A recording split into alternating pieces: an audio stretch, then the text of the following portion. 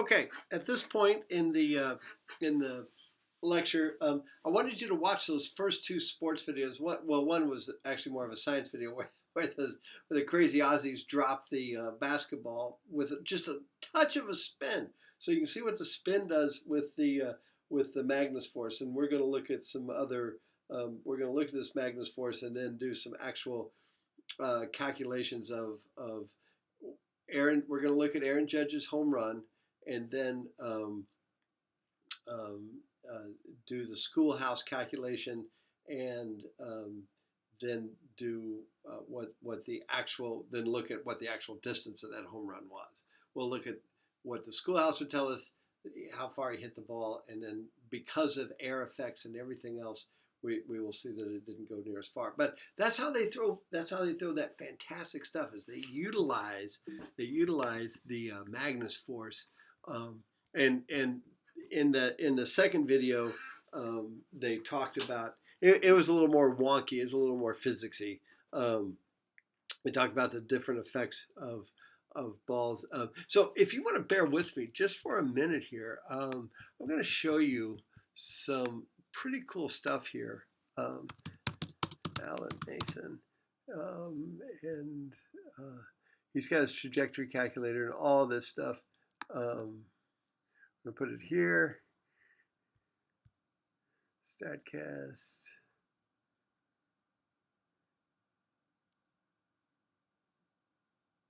Oh, the trajectory. Yeah. Sorry. Physics of baseball. There we go. I want to get to this. Some baseball knuckleball research, and just watch these knuckleballs being thrown. Watch this. Watch this ball.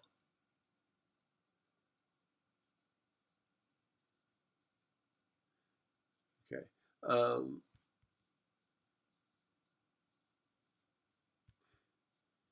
I thought we had some more knuckleball pitches.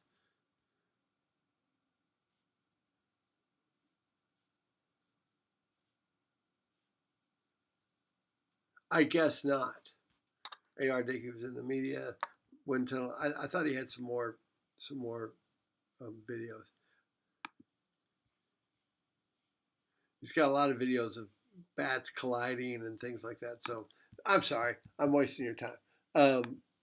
So anyway, let's just kind of get to it here on the knuckleball really moves about. It's crazy. It's got a crazy move about, and it's because the spin on it is not uniform, and so therefore, but it does have spin, and we are in an atmosphere. That's why you can't do any of this stuff on the moon, all right, because there's no atmosphere.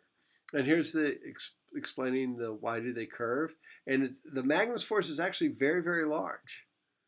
Okay, so here we're going to see a Magnus force of the basketball. He's spinning. This is not near as dramatic as dropping it off the bridge, but you get the same effect.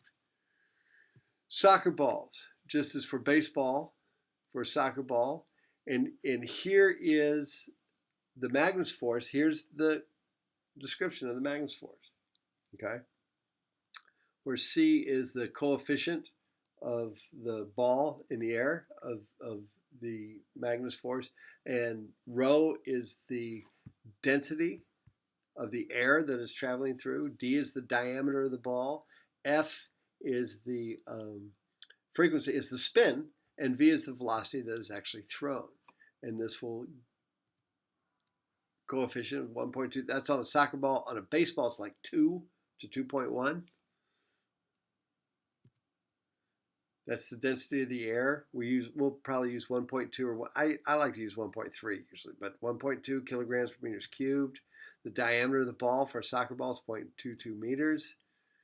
Spin rate. Everything depends. So if you can adjust this spin rate, this will stay the same. This will stay the same. This will stay the same. The only thing that you can affect is how fast you throw it and the spin. So you can get more spin.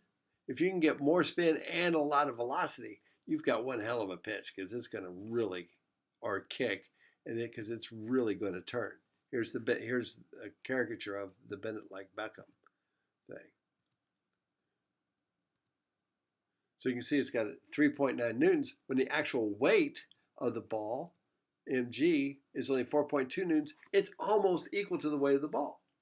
So if you get that backspin, you can keep the ball elevated in the air, is what they were talking about. Okay? So we're going to look at this Magnus force thing, and I don't have the example. Okay, we're going to, and so some of the reasons why this works, it's really simple. It's really simple. You all have used a garden hose, right? So area 1, V1, not much. You decrease that area, put your thumb over it, very fast comes out. This has less pressure than what's going on behind here, than the slow moving water back here. It's the same thing. Faster moving air has less pressure than slower moving air. That's the big thing. That's why this Magnus force works, and that's why curveballs curve, and that's why home runs don't go near as far as we say they do in on our regular, in the textbooks that we have. Okay, so let's take a look at that.